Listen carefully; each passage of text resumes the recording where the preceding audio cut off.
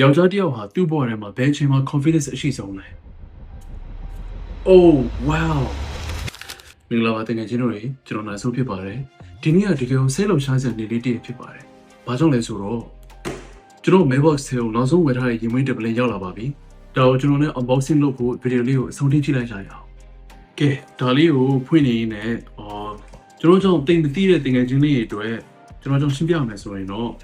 ကျွန်တော်ကအခု Sydney Australia မှာနေတဲ့ဗမာလူငယ်တယောက်ပါ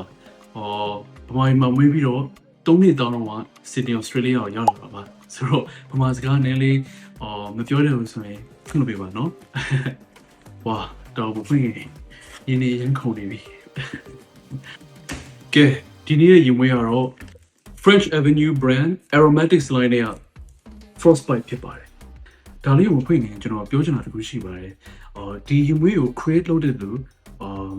aromatics ရဲ့ Mr. Manib သူ့ဗီဒီယိုကျွန်တော်ကြည့်နေတော့ကြာပြီကျန်တဲ့2နှစ်3နှစ်လောက်ထိစကြည့်နေရပါတော့ပြီးတော့သူ့ရဲ့ story ကိုကျွန်တော်အရင်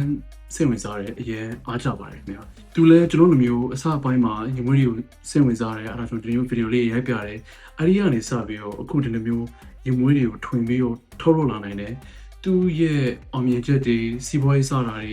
သူ့ legacy ကိုဒီကမ္ဘာပေါ်မှာချန်ခဲ့နိုင်တယ်ဆိုတဲ့ဟာကိုကျွန်တော်အရင်သဘောကျပါတယ်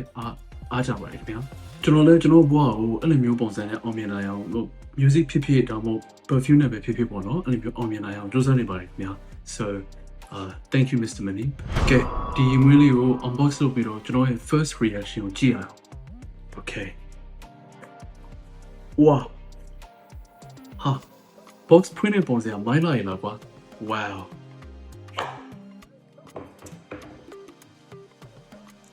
aromatics ရဲ့ frostbite ဒီမျိုးကိုရှုပြီးတော့အနံ့ယူပြီးတော့ကျွန်တော်ရဲ့ reaction ကျွန်တော်စဉ်းစားတဲ့ဟာလေးတွေကိုရှင်းတော့ကြည့်အောင်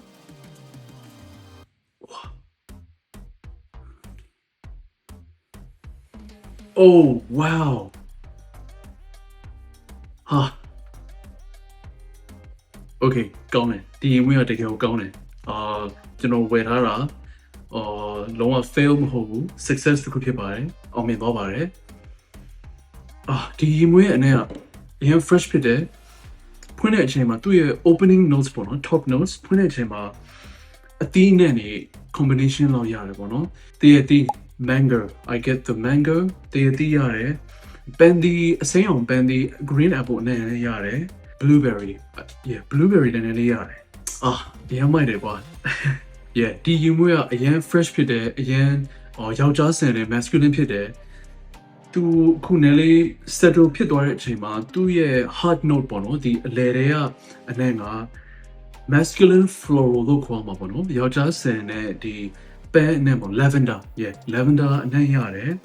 ဘယ်လိုပြောရမလဲကျွန်တော်ကခုလောက်ဆိုရင်ယူမွေးကိုအရာနဲ့ချီပြီးလောက်ယူမွေးပုံစံတွေအများကြီးရှုခဲ့ပိုးတယ်ဆိုတော့ကျွန်တော်ပြောနေတာဒီယူမွေးကလုံးဝ settle ဖြစ်သွားပြီးသူ့ရဲ့ dry down နဲ့ရောက်သွားပြီး base note ကိုရောက်လာပြီးဆိုရင်လုံးဝ fail မဖြစ်နိုင်တဲ့လူတိုင်းကြိုက်နိုင်တဲ့ဒီ vanilla နဲ့အနေနဲ့လေးကျန်ခဲ့မယ်ပြီးတော့ sandalwoodတနခါတစ်ပေါ့နော်တနခါတစ် sandalwood ပါမယ် and amber ပင်းဒီကြောက်ပေါ့နော်လုံးဝအောင်မြင်သွားရင် French Avenue Aromatics Frostbite ဒီမွေးရဲ့ feeling ကဘာလဲလို့ပြောပြရမယ်ဆိုရင်တော့ဘယ်လိုပြောပြရလဲကောင်းလဲယောက်ျားတစ်ယောက်ဟာသူ့ဘဝထဲမှာဘယ်အချိန်မှာ confidence အရှိဆုံးလဲ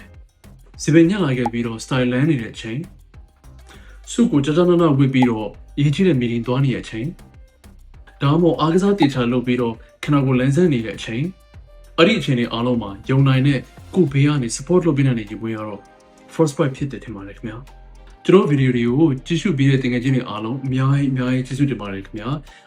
ဒီညီမွေးလေးရဲ့ SPL CR projection longevity ကိုသိချင်တယ်ဆိုရင်အဲ့ဒါပါလဲဆိုတော့ဒီညီမွေးကဘယ်လောက်အဝေးကိုပြန့်သွားလဲပြီးတော့အသားပေါ်မှာဘယ်နိုင်လောက်ခံရဘယ်နိုင်လောက်ကျန်ခဲ့လဲဆိုတော့အဲ့ဒါလေးသိချင်တယ်ဆိုရင် comment ထဲမှာ SPL လို့ comment ပေးပါနော်အဲ့ဆိုကျွန်တော်တေချာ update ပေးပါမယ်ကဲကမ္ဘာမှာရှိနေတဲ့ကျွန်တော်တကယ်ချင်းတွေအားလုံးမှွေးကြိုင်နေတဲ့နေ့ထိ see you next time